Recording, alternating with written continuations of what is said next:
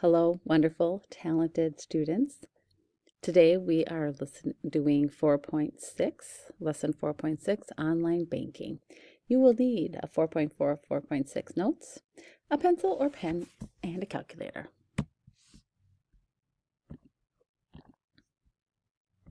So, one of the definitions we're going to go over first is, what does ATM stand for?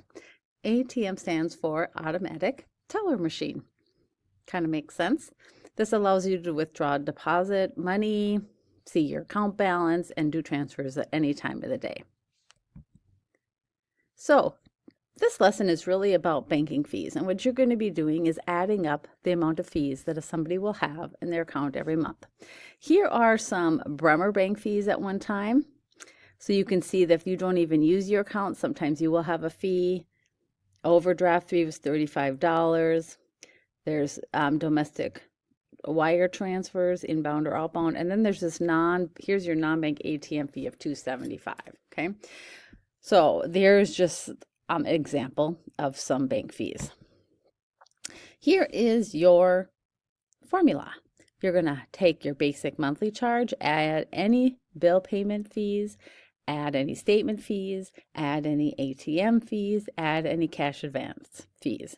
So you're pretty much just going to be totaling up the amount of fees someone will have on their account each month. Okay, so here is an example of the chart we're going to be using. So here's your basic monthly fee is $6.95. Your bill payment, this is important. So really listen if you stopped listening, because the first 5 are free. So if I say they made 6 bill payments, that means they're only paying for 1.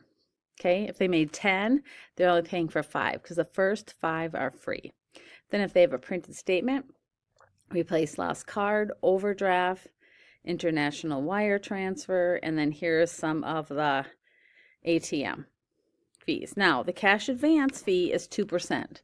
So let's say they took out $150 cash advance, then you would times that by 2%, and make sure you use the percent key in your calculator, or 0.02, or move the decimal, and then this would be the fee that you would actually be adding.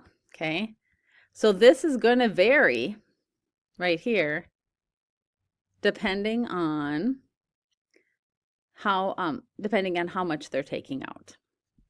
Okay, so we're going to go on, and here are 2 problems you have on your worksheet. You also have this chart on your notes right here, okay?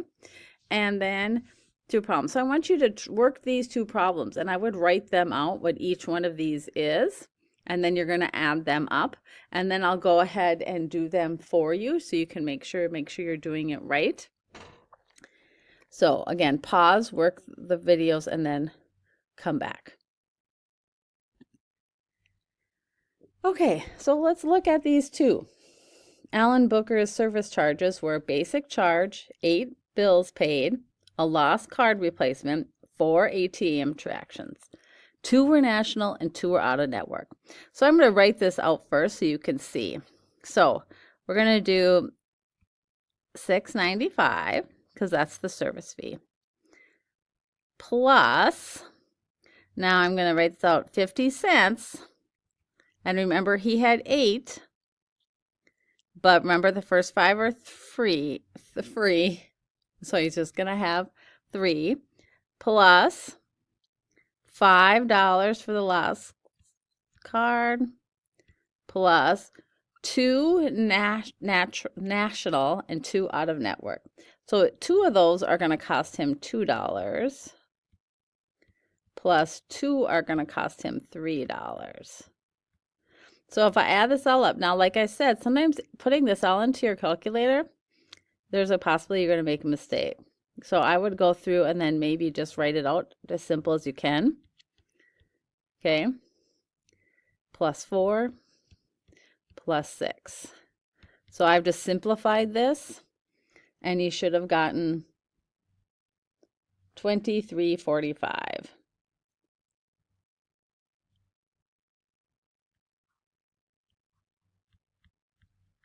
Okay, now let's look at the next one. City Parker service charge is a basic fee, 6 bills paid, 1 overdraft, 3 regional ATM transactions, and a $500 cash advance. So again, I am going to do the $6.95 plus 50 cents, 6 minus 5, plus $25 for her overdraft, plus 3 at $1 for her